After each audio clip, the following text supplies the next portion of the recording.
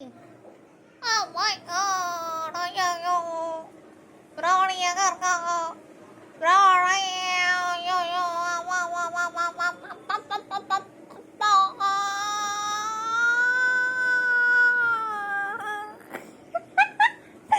லூசாக்காரி எவ்வளோ அழகா பார்த்துட்டு இருக்கா அவரு பிராணி பிராணி பிராணி எங்க இருக்கா பிராணி பிராணி பிராணி Mommy, Mommy, Mommy,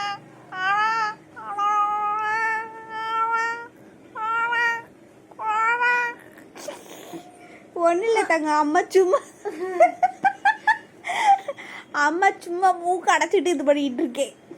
ஒன்றும் இல்லை, அம்மா நல்லா தான் இருக்கேங்க பாரு. மூக்கெலாம் ஒன்றும் ஆகல அம்மாவுக்கு.